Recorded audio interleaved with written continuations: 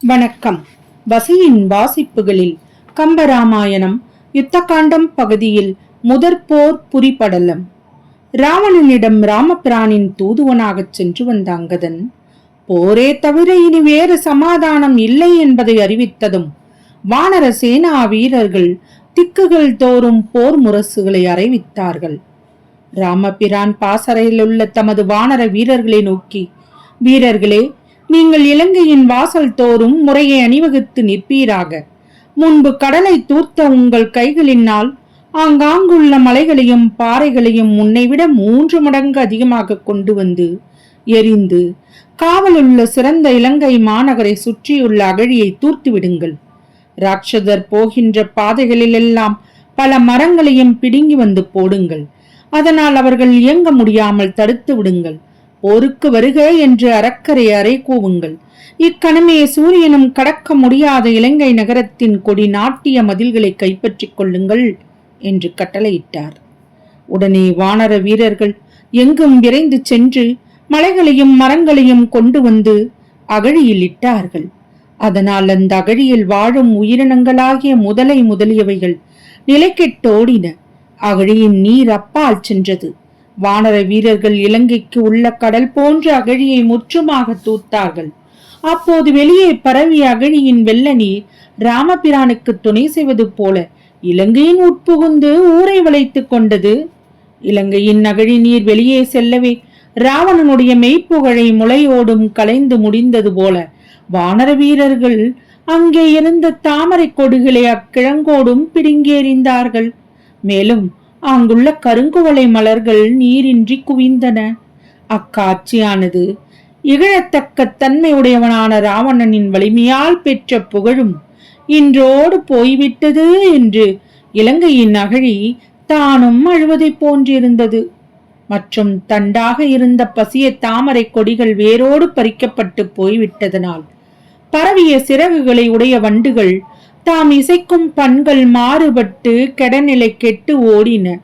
அன்னப்பறவைகளின் கூட்டங்கள் எல்லாம் தமது வாயிலே முட்டைகளை கவ்விக்கொண்டு நிலைகெட்டோடின.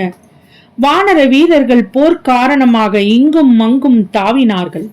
அதனால் நீர்நிலைகளில் உள்ள தாமரை மலர்களிலே வாழுகின்ற அன்னங்கள் யாவும் அஞ்சி கழுகு தென்னை முதலிய மரங்களின் பாலைகளில் உள்ள மலர்கள் தரையெங்கும் சிந்தும்படி தாவி பறந்து சென்று அங்கே அமர்ந்தன. அவற்றோடு வாழை மீன்களும் தாவி குதித்தன. அகழியை தூத்த வானரர்கள் மதிலின் அருகே காவல் காத்து நின்ற அரக்கர்களை எல்லாம் அழித்தொழித்தார்கள். பின்பு உலோகத்தை உருக்கி வார்த்தது போலுள்ள இலங்கை நகரத்தின் மதிலின் வரம்பை கைப்பற்றி கொண்டு கடலோடு மேகமும் மஞ்சும் வண்டி பேராரவாரம் செய்தார்கள்.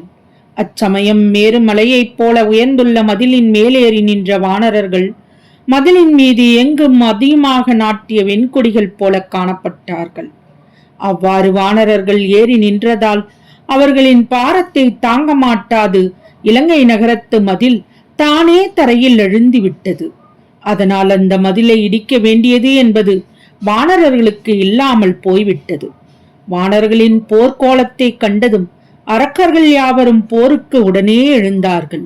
அவர்கள் போர் முரசை தாங்கிய யானைகளின் மீது பிடித்த பெரும் கொடிகளால் நீண்ட ஆகாயத்தின் இடங்கள் மறைந்தன. அரக்கச் சேனைகளால் எழுப்பப்பட்ட தூசிகள் சேர்வதால் திசைகள் குறுகின. அப்போது அரக்கர்கள் போருக்கு புறப்பட்ட பேரொளியானது வானத்தில் சென்று தங்கிற்று. அரக்கச் சேனைகளால் ஊதப்பட்ட சங்கங்கள் எங்கும் முழங்கின.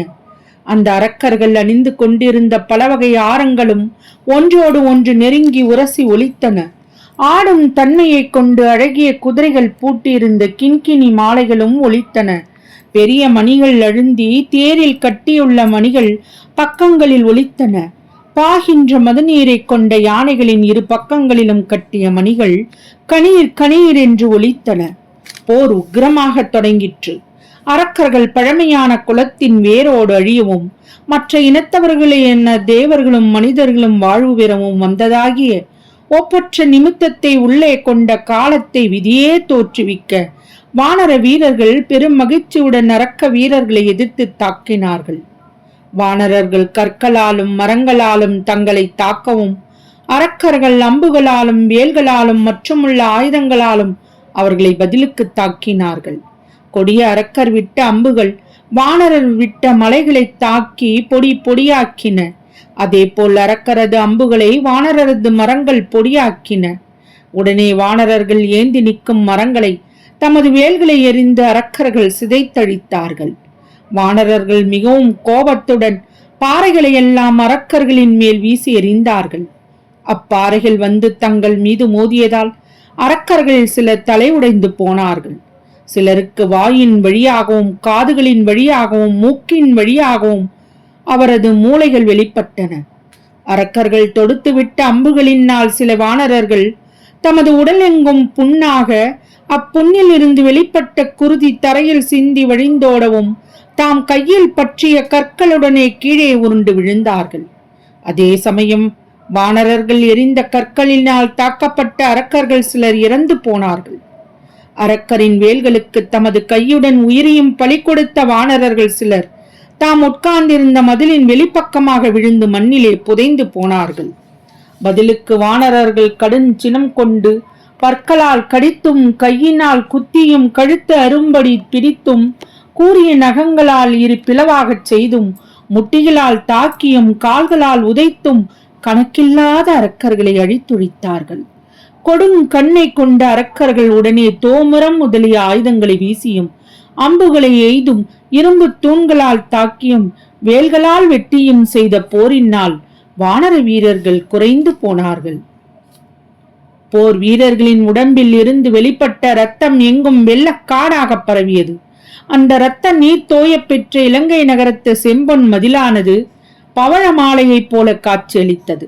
இரத்த வெள்ளமானது தலைகீழாக இழுக்கப்படுகின்ற பிணக்குன்றுகளை சுமந்து கொண்டு லவண சமுத்திரத்தில் சென்றது. இந்திரனால் கைப்பற்றுவதற்கு அருமையான இலங்கை நகரிலே போர் வீரர்களின் பிணங்களை உண்பதற்காக பல சாதி பறவைகளும் வந்து வானில் வட்டமிட்டு பறந்தன.